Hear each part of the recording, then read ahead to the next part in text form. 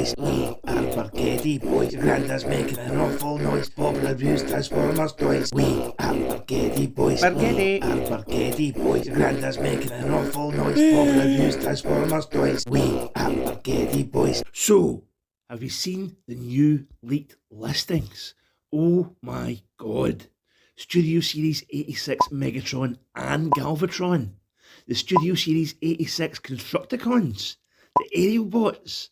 Maybe the start of Bloody Bruticus. Amazing. Since the start of this channel, I've been calling out for Studio Series 86 Megatron and the Aerial Bots, so I couldn't be happier.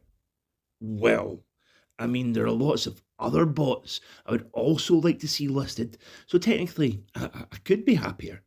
Oh god, I'm never going to be happy, am I? Collecting is like a drug addiction. You get that temporary dopamine high when you get that long sought after bot, but it's not long till you're on the hunt for the next one. What even is the end goal with this obsession of ours?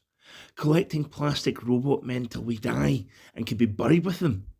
A rotten tomb of avarice where these totems of consumerism bear witness to our decay in perpetuity? Is that what you want? Is it? Anyway, today I'd like to go through my 5 most wanted toy wish list. If I miss out a fella that you really want, let me know in the comments and maybe we can do this again sometime. Or you could just sit there in your crusty joggies, covered in crushed up crisps and Bovril stains, and allow this video to soothe your crippling boredom whilst you wait for the sweet oblivion of death. It's your choice really, big man. Dreadwind and Darkwing. So, who are Dreadwind and Darkwing, I hear you ask? Well, my inquisitive friend, they're simply the very best Decepticon Power Masters about. The Power Masters were introduced to the Transformers toy line in 1988 when Hasbro were scraping the bottom of the barrel for fresh gimmicks. Like the Headmasters and Target Masters before them, the Power Masters all came with little Nebulan friends.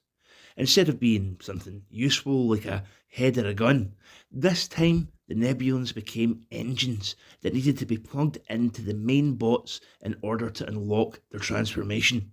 So if you lost your tiny Nebulan pal, your new toy would be actually unable to transform. Shite, eh? Well, all us 80s kids knew you could just press in the wee tab with your chubby, disgusting, cheesy fingers in the likely case you lost your Power Master. Here's the one in Double Dealer.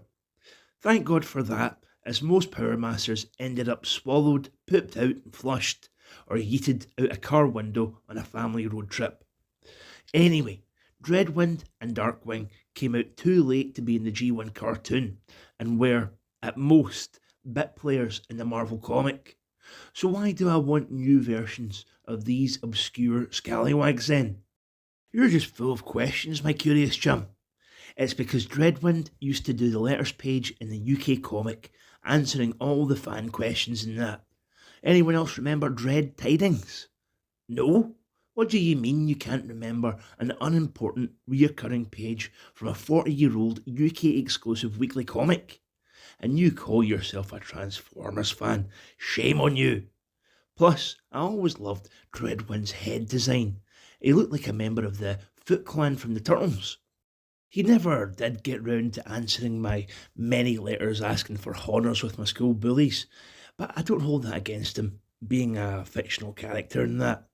So, as you can see, I needed a Dreadwind in my collection. But you can't have Dreadwind without Darkwing. Why? Why don't you just chill out in the questions, pal? It's getting a bit annoying. It's because their alt modes combine to make Dreadwing, a huge, fearsome jet that totally just isn't two small jets smooshed together, capable of interstellar travel and housing both Dreadwind and Darkwing's Nebulan companions, whose names I can't be bothered looking up. Only kidding, I'm too much of a geek. It's High Test and Throttle. Darkwing's head design is also awesome. He looks like that one old boomer woman who cut open her COVID mask to breathe easier. The last time we saw these two was in Power of the Primes. These are definitely decent wee figures, but they're too small.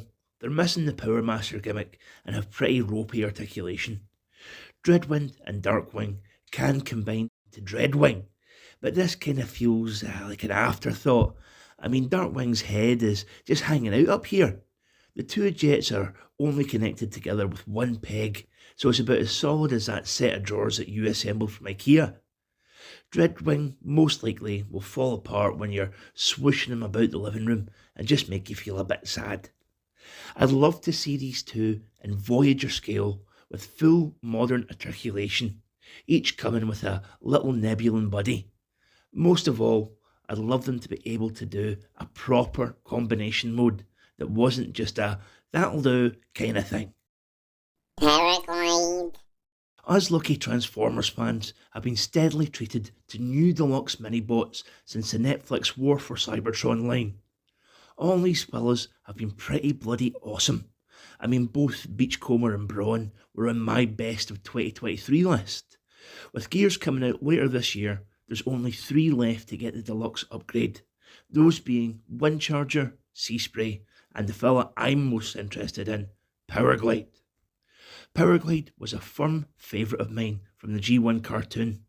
I had Dinobot Island on VHS when I was a wee guy, and I watched the absolute shite out of it. The episode started with Powerglide saving Bumblebee from being eaten by a pterodactyl, so young me was instantly enchanted. Powerglide's spotlight episode, The Girl Who Loved Powerglide, was also very, very strange, so of course I loved it. As the episode's title would imply, the plot revolved around a young female tech company CEO falling in love with her little red jet. After saving her from the Decepticons' wicked schemes, the feelings were reciprocated by Powerglide. It does leave you wondering about the mechanics of the relationship and how the lady's physical needs would be met by Powerglide. Perhaps he would need some sort of accessory for that. Anyway, the last official Powerglide figure came from Combiner Wars. This is a perfectly pleasant little legend scale fella. He fits in really well with Core Class Bumblebee if you wanted to recreate those scenes from Dinobot Island. Unfortunately, I'm missing a tail fin from my copy, but even then he's still great. All I want is this fella, but bigger, and with improved articulation and a better op mode. After seeing that Gears has an opening chest with an episode-specific detail, maybe Powerglide could have the same thing with a wee heart inside. That'd be cute, huh? No? You probably. Thunderwing. So, who is Thunderwing? Well, firstly, he's not to be confused with Hulk Hogan's character in Rocky 3, Thunderlips, which is also what folk call your mum's vagina. Thunderwing was an absolute standout of the final issues of the Marvel comic. Mind the Matrix quest, it was proper awesome, eh? Thunderwing was a pretender, a gimmick scraped from way past the bottom of the barrel at the end of the G1 line. The main selling point with the pretenders was that you were getting 2 toys for the price of 1. 2 shite toys, but still 2 toys. The exterior shell was usually a chubby John Candy looking dude for Autobots or some kind of glorious B-movie monster for the Decepticons. These shells then split open to reveal a hidden robot inside.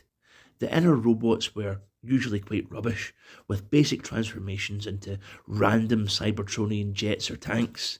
You know, something that doesn't look like anything instantly recognisable. Thunderwing was a mega pretender, meaning the brick-like exterior shell could also transform and combine with the inner robot to make a super op mode. Well, I say transform in the loosest fashion because it was like 2 steps to turn him into this mental space jet. I've always loved Thunderwing's design though, with his mental, traditional Japanese demon head and this unusual colour palette of grey, blue, green, purple, gold and black. That combo is usually only seen on a leg with gangrene, but Thunderwing somehow works it into an iconic look. The last time we got a Thunderwing figure was all the way back in 2010 with this Generations lad. Wow, 2010, the year that Lost ended, renowned pig enthusiast David Cameron became Prime Minister, and the last year I had a solid poop. You can really tell how far toy engineering has come since then. This Thunderwing isn't bad, but he just doesn't fit in with your modern collection. Most notably, he's too small and is dwarfed by the more recent bad fellas like Tarn and Bludgeon. The kibble management on this Thunderwing is also a bit of a riot, as his alt mode is just hanging off his back. His head sculpt is decent, I really like the jaggy teeth, but overall it lacks that important fine detail seen in modern toys. Great light piping though. He's also disappointingly got an Earthjet alt mode, which isn't nearly mental enough to compete with the G1 toy. He does have a detachable drone to mirror the original toy's inner robot, but it doesn't do anything, and it's about as useful as tits on a horse. I could totally see Thunderwing as a remold of the excellent Legacy G-Axis. Bang on a good head sculpt, get the colours right, and you'd be laughing. They've got similar alt modes as well, so that works out. Come on, Hasbro, give us Thunderwing. I need one from my supervillain shelf that doesn't look like the mini version. Mind they used to have Mini Vader and Mankind in the wrestling. Ah, the 90s were truly the best of times. Emirate Zaron. Right, how come Emirate Zaron has never had an official figure? The man with the golden thumb was in charge of the Autobot rebels on Cybertron for the duration of the G1 comic, and he's been in hundreds of classic stories. Mind Operation Volcano. Mind the time he was on objectively the best comic cover ever. He also played a pivotal role in the Legion of the Lost, my absolute favourite G1 comic story. There were zombie robots. Bloody zombie robots. Young me lost his mind at this concept and spent years drawing smashed and mangled robots all over his school jotters and biro. I was sure there must have been some sort of official Emirate Zaron figure over the last 40 years of the franchise. But no, the closest we came was his head appearing atop the Fall of Cybertron Wreckers Combiner, Ruination. There's lots of customs out there, usually using a Megatron of some kind, and a smattering of third-party offerings like this Action Master Toy Fu exclusive. It's about time Hasbro remedied this travesty. Ideally, I'd love a fresh mould done specifically for Zaron, but at this point I'd even take a repaint of Siege Megatron. Even though I actively dislike this mould, it would work for Zaron. Just paint the fella gold and give him a decent head sculpt. The alt mode would even work out, as Zaron's meant to be a small combat tank. We never saw this alt mode in the comics, as Zaron hadn't transformed in hundreds of years, so the process could kill him. I kind of think that Zaron is just lazy, as that sounds like my excuse for refusing to go to the gym for the last 20 years. The only thing with the Siege Megatron mould is it's a bit big. Zaron was tiny, like mini Mankind Invader. Here he is next to Impactor. Maybe the core class Megatron would work better for a repaint. Just give me anything. I want Emirate Zaron, Hasbro. Get it done. Nightbeat. So, the figure that I'd sell my own mother to a Russian gulag to obtain would be a new Nightbeat. I bloody love Nightbeat. I don't quite know why, but he's always been one of my absolute favourites.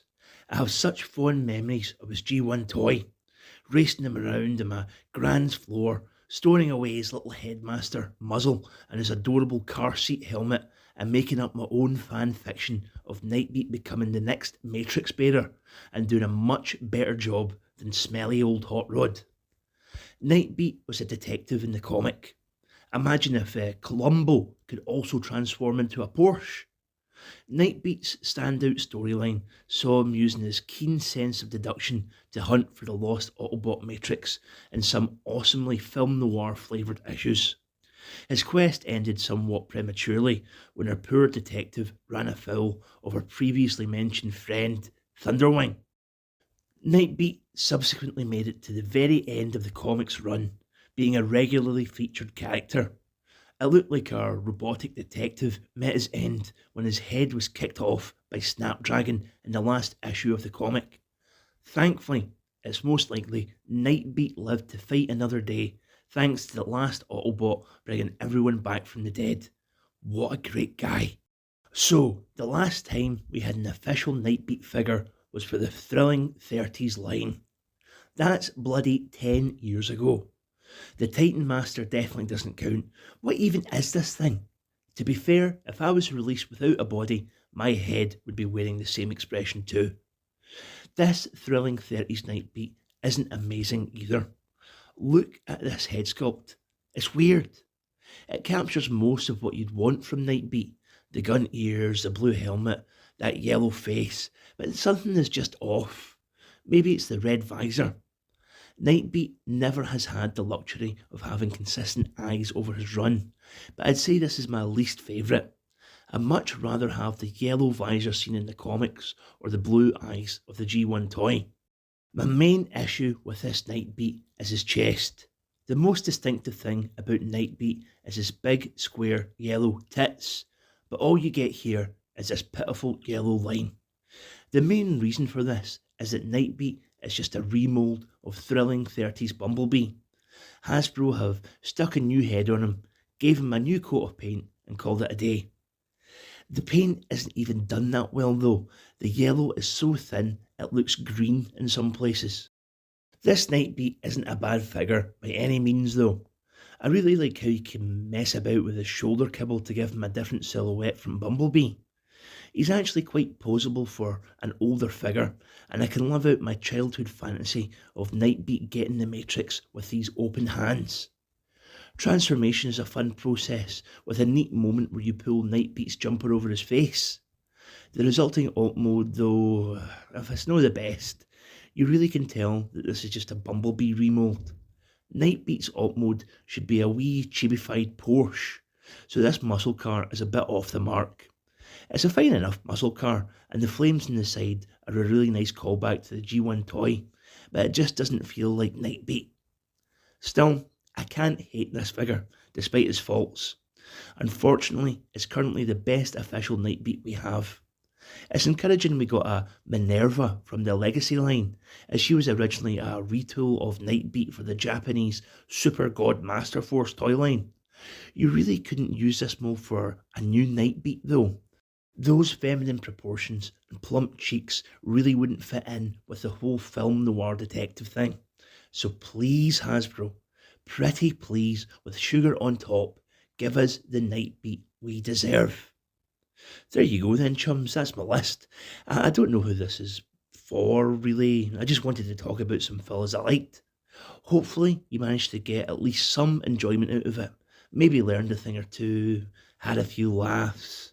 Mind and like, comment, subscribe. Off you go then. That's the video done. What else do you want? Instructions on how to make a spaghetti carbonara? Some life hacks? A wee song? You want the Brigetti Boys again, don't you? Fair enough. We are Brigetti Boys, we are Brigetti Boys. Granda's making an awful noise, Bob and Abuse Transformers toys. We are Brigetti Boys, Brigetti. we are Brigetti Boys. Granda's making an awful noise, Bob and Abuse Transformers toys. We are Brigetti Boys. Right, you guys have a great night. Catch you later. Like, subscribe, and tell you that. Like, subscribe, and tell you that. Like, subscribe, and tell you that.